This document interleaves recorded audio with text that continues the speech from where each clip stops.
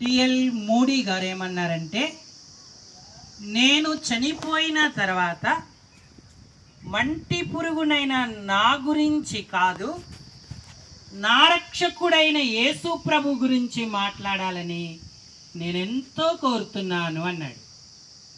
అంటే ఆయన రక్షణ పొందాడు, సువార్తీకుడు, గొప్ప కార్యాలు చేశాడు. అయినను ఆయనకున్న ఆశ ఏంటంటే, నా మరణము కూడా యేసును క్రీస్తు లేదా రక్షకుడని ప్రకటించాలని కోరాడు. కాబట్టి మనం జ్ఞాపకం చేసుకోవలసినది ఏంటి అంటే, అది ఎవరి జ్ఞాపకార్థమైన రక్షకుడు మన కొరకు ఉదయించి మన పాపాల కొరకు పరిహారమయ్యాడు. యవనస్తులు, వృద్ధులు, రక్షణ లేని వారందరూ యేసును సొంత రక్షకుడిగా అంగీకరించి నరకం నుంచి తప్పించబడి మోక్షానికి చేరాలి. ఇది మొదటి సంగతి.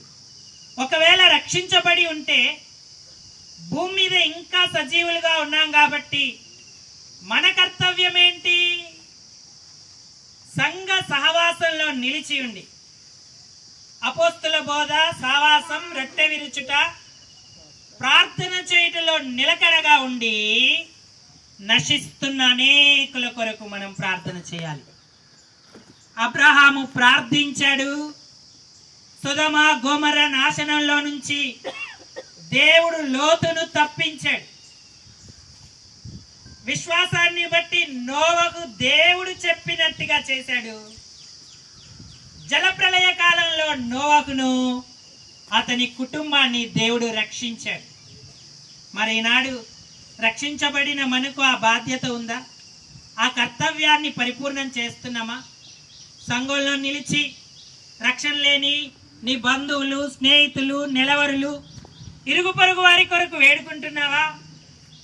నోవకు వలె వారిని కట్టడానికి నీ సాక్ష్యాన్ని, వాక్యాన్ని వారికి చేరాల చేస్తున్నావా?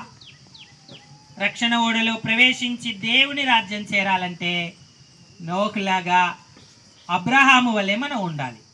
కాబట్టి ఇందిరారాణి గారి ఈ జ్ఞాపకార్థ కూటం రక్షణ లేని వారికి రక్షణ కలగాలని, రక్షించబడిన వారు బాధ్యతతో ప్రార్థనలో ఇతరుల రక్షణ కొరకు వేడుకోవాలని, వారికి వాక్యం అందించాలని దేవుడు కోరుతున్నాడు. కాబట్టి అట్టి కృపను మనం అనుభవిద్దాం. దేవుడు మనందరికీ సహాయం చేయునుగాక.